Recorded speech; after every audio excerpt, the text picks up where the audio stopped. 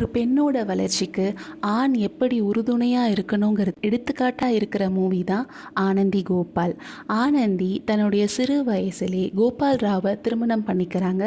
அவர் திருமணம் பண்ணும் போதே ஒரு கண்டிஷனோட தான் திருமணம் பண்ணுவார். என் மனைவியை கல்யாணத்துக்கு பிறகு நான் படிக்க வைப்பேன். அதோடு மட்டும் இல்லாமல் அவர் ரொம்ப கண்டிப்போடு இருக்கிறாரு. கொஞ்ச நாளுக்கு அப்புறம் அவங்க 2 பேருக்கும் ஒரு குழந்தை பிறக்குது. ஆண் குழந்தை பிறக்குது.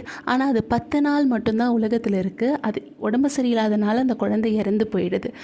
இறந்து போய் 2 பேருமே வருத்தத்தில் இருக்கும் போது அப்போது ஆனந்தி முடிவு பண்ணுறாங்க, நான் டாக்டர் ஆகணும், அதே மாதிரி இன்னும் ஒரு நிகழ்வு நடக்கக்கூடாது, நான் எல்லாருக்கும் உதவி பண்ணணுங்கிற முடிவுக்கு வராங்க. அந்த நேரத்தில் அவங்க கணவனும் அவங்களுக்கு உறுதுணையாக இருக்கிறாங்க.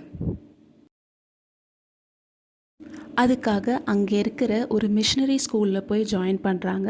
அந்த ஸ்கூலில் அங்கே இருக்கிற ஸ்டூடெண்ட்ஸ் நிறைய பேர் கிண்டல் பண்ணுறதும் கேலி பண்ணுறதும் உட்காரத்துக்கு கூட இடம் கொடுக்காமல் இருக்கிற மாதிரி நிகழ்வுகள்லாம் நடக்குது. ஆனால் கிளாஸை பொறுத்த வரைக்குமே அங்கே எல்லாரையும் விட ரொம்ப பிரைட் ஸ்டூடெண்ட்டாக இருந்தது ஆனந்தி.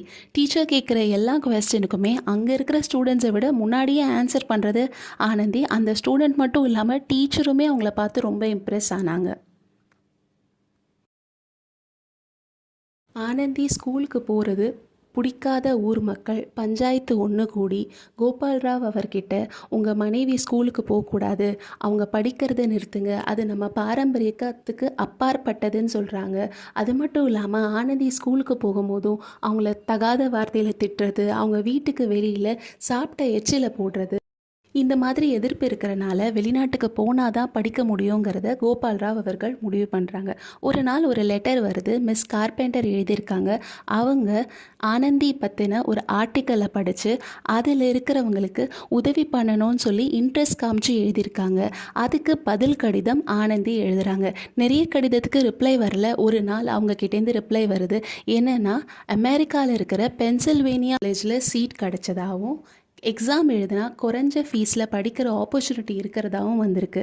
ஆனால் அதில் அவங்களுக்கு மட்டும்தான் வாய்ப்பு இருக்குது. அவங்க கணவருக்கு எந்த விதமான வேலை வாய்ப்பும் இல்லை.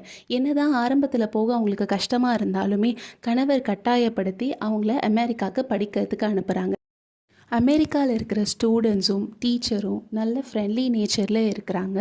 அங்கே இருக்கிற ஃபுட் மற்றும் கிளைமேட் கண்டிஷனால் அடிக்கடி அவங்களுக்கு உடம்பு சரியில்லாமல் போகுது. அதோடைய விளைவாக அவங்களுக்கு டியூபர்குலோசிஸ் வருது.